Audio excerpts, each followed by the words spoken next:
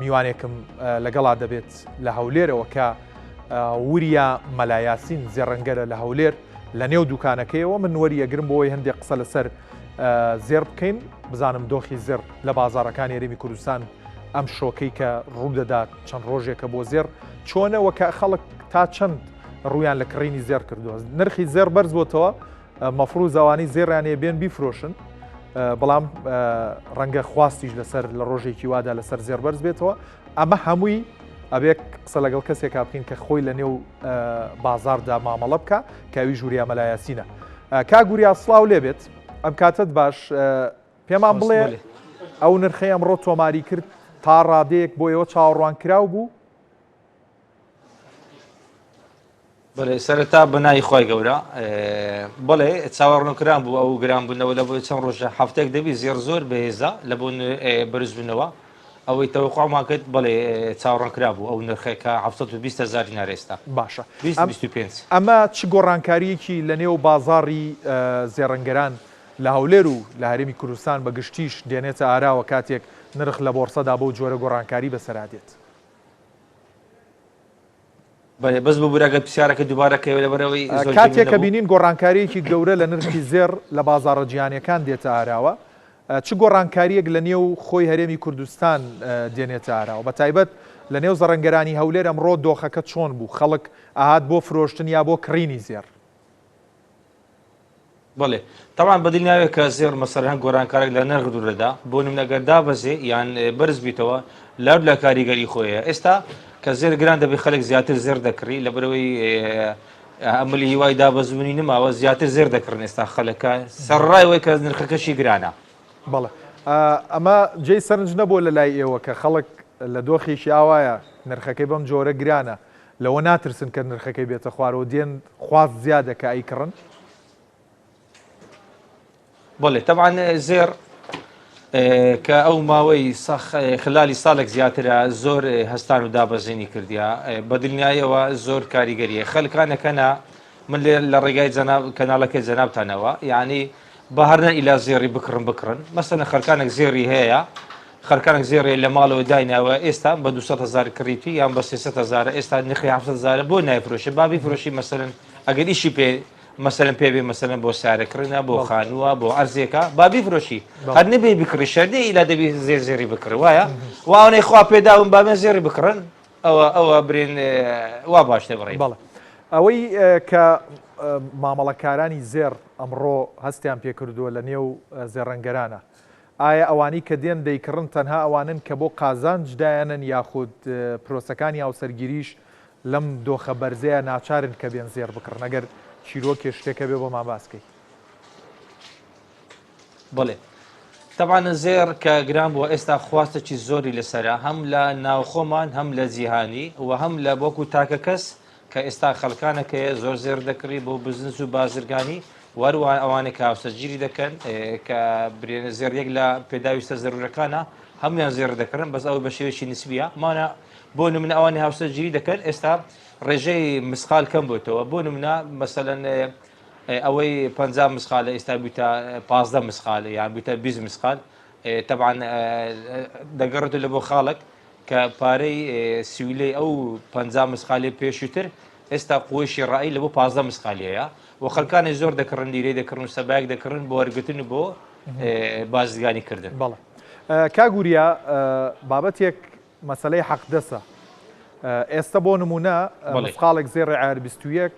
بە گوێرەی ئەم نرخەی بۆرسا بەرامبەرە بە 720 بۆ 25,000 دینار ئەمە کاتێکە گەریەکە بێ زێڕێکی تازە بکڕێ مسقالێکی چەند بەرزە بێتەوە لەسەری ئەگەر حەقدەسیشی بۆ زیاد بکرێ بڵێ مسقالی زێڕی حەقدەسی بەپێی ئەو دیزاینەیە چۆن دیزاین کراوە دیزانی ئیتالیمانەیە دیزانی تورکیمانەیە دیزانی عراقیمانەیە دیزانی خەلیجیمانەیە ئەمە دەگەڕێتەوە سەر دیزاین و شێوازی دیاریکردنی نرخی حەقدەست بۆ نمونە زێر مسقالی هەیە بە 20 دلار عەقدەست هەشمانە مسقالی بە 100 دلار عەقدەست بەس ئەگە بێت و ڕێژێکی تایبە وەگرین مەسەلەن معدەلی متەوەستی وەگرین عادەتەن مسقالی زێری 50 دلارە ئێستا 6 دلارە 70 دلارە 30 دلارە 35 دلارە یەک مسقال حەقدەست بۆ عیار 21 تا چەند خواست لەسەر زێڕی دەستی دوو هەیە بۆ ئەوەی خۆیان بپارێزن هەم خۆی نرخەکەی گران بۆ حەقدەستیش بێتە سەری ڕەنگە دوو جار بارگرانی بێت تا چەند خواز لەسەر زێڕی دەستی دوو هەیە ئێستا لە نێو بازاری زەڕەنگەران لە هەولێر بڵێ بەخۆی دەستی دوو شتەشی زۆر ڕسمی فۆرمەل نییە یعنی مەسەلەن بۆ نمە کڕیارێک ئەگە جەنا بێ زێڕ بکڕی ئەتوو دەستی دوو مەکڕایە بۆ فرۆشتنەوە تووشی کێشە دەبی لەبەرەوەی دەستی دوو مەسەلەن بۆنی لێدێ دوو لە بینەران و بیسەران لە بابەتی دزی و ئەو شتانە بەس کابرا بێ ئەگە بە عەقدەستە با لیرە بکڕێ لیرە بکڕێ عەقدەستی نییە سەبای بکڕێ لە هەموو جێک دەفرۆشتێتەوە لە ناو خۆی وڵات و لە دەر وڵات دەفرۆشێ بۆ دەستی زێڕ دوو دەکڕی و هەموو ڕەشکرایە و دەبی لە ناو خۆمان بفرۆشتێتەوە ئەمن نەسەحەت دەکەم لیرێ بکڕن ئەوەی کە ئێستا لە بازاردا باوە خەڵک بێوێ بیکڕێ چ قەبارەیەکمان هەیە ئەگەر تەنانەت ئەگە لە بەردەستیشت بێ پیشانی بینەرانی بەی خراپ نابێت قاڵبەکان وەزنەکانی چۆنە و لیرەکانیش چەند جۆر لیرەمانەیە کاگوورێ ئەگەر ئەرگ نابێت پیشانی بینەری خراپ لیرە 22 دێ باش باشە بەسەر چاویستە هەڵبەتە من بۆ منە ئێستامانە ئەمە لیرە ئیماراتە ئەوە لیرە ئیماراتە ئەمە لیرە ئیماراتە برێن عایل 22 ئەوە زۆر بە 7 غرام و 200 واتە مسقالێک و شتێکمە ئەمە نرخەکەش ئەگەر بڵێ کاگوریا خراپ نابێت بۆی خەڵک بەرچاوڕوون بێ ئەو باشە لیرە یاخود ئەمانەش سعرەکەی چۆن ئەمانەش بەڵێ ئەم دوو لیرەش دەستمە ئەمە لیرەی خۆمانە لاولێر دوزرەکەی کارگەکانمە زۆر باشن ئێستا لیرەکان زێڕەکەی هەموو خەلیجی عایر 21 ئەوانش زۆر زۆر شتێکی باشە الحەمدوللا شکر بەخوای ئەوە کارگەکانی خۆمە هەرێمی کوردستان ئێستا لەخوای نرخی چۆنە کاگوریا ئەو دیرانی سەر دەستمدایە نرخی زێر ئەمانە برێن ئەگەر مسقالێک بێ ئێستا بە 725,000 نارە 5,000 دێتە سەری عەقی دروستکردنەکە دەکا 730,000 نار ئەگە یەک مسقال بێ ئەمانە مسقال و نینە دەبێتە ملیۆنێک بەرەو سەرە 1 ملیۆن بەرەو سەرە سەبارەت بە باڕەکان بە قاڵبەکان چ جۆرە قاڵبێکە ئەگە لە بەردەستا هەبێ والله خالبەکان ڕاستی ئەوڕە برێن نەموو جەماعەت فرۆشتمان بریتان ئێوارەیە ئەم ساعت هەفتە ئێستا بازاری قاڵبەکان قەپات بووە بازاری قاڵبەکان گەرمترە ڕەنگە خەڵکێکە بێ بە قاڵب بیکڕێ قالب لە بۆ کە ئاماژە پێدا هەم لیرە هەم قالب لە سەقینە بەس دوو جۆرە ئەوانەی کە پارێ زۆریانێ مەسەلەن مەبلەغێکی زۆرە ئەوان دەتوانن قالب بکڕن لەبەرەوەی قالب 1 کیلۆ زێر ئێستا ئەمڕۆ بە 110,000 دلار واتە 11 دەفتەر دلار یان تۆ ئەگە بێت و یەک قالب زێر بکڕی 11 دەفتەر دلار دەکا قاڵبەکان نەخواستە ئیشت بە کێشیان جیاوازە بەڵێ قاڵبەکان کێشیان جیاوازە دەمێ بەتاواکەم ئەگەر بڵێ مەجالەکەم دە ئێستا بۆ شەرا دەکەم کە مابنی لیرە و قالب چیە قالبەکان ئەگە تۆ برێن بە 11 دەفتەر کڕیتە بەیانی یان دوو بەیانی هەفتەیەکی تر ئیشت بە 10,000 دلارە ئەم قالبانە خۆ ناتوانانی تۆ بێ وەکو گۆشتی قەساب لێکەوە لیرەکە مەسەلەن باوی 10,000 بکڕە 20 لیرەی پێدێ بۆ پارێک کەم لیرە باشترە بۆ پارێ زۆر قالب باشترە وازحە قاڵبەکان چەند کێشیان هەیە بە غەرامە 250 غرام بەێ قالبەکان 30 غرام و سەد بڵێ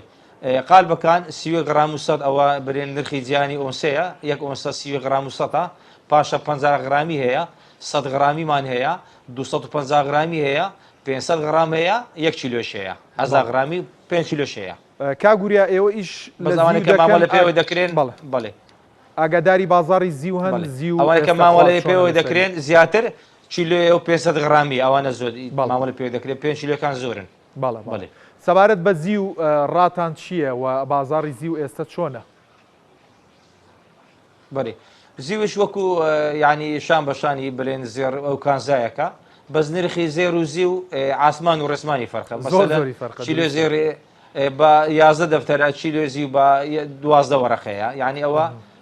جیاوازش زۆر مابینیان هەیە لەسەر زی و بەڵێ زیوش ئێستا خەلێک تا ڕادەخوازە سەر زیش پەیدا بوو بڵێ دوایین پرسیاری من بۆ تۆ کاگوریاوەیە کە پێشببینی ئێوە وەکو زەڕەنگەران کە بەرکەوتنتان لەگەڵ زێڕایە بۆ داهاتووی زێر چییە؟ بە وڵای پرسیارەکە ئەگەر دووبارەی بکەوە ئێوە وەکو زەڕەنگەران کە بەرکەوتنتان لەگەڵ زێڕاهەیە ڕۆژانە پێشببینیتان بۆ نرخی زێر لە داهاتووە چییە؟ بڵێ تابان پێشببینین لە دەستخوای گەورەیە العلم عند الله بەس بەپێی شیکاری برێن بواری ئابووری زێر و خوبەڕای اقتصادی جیهانی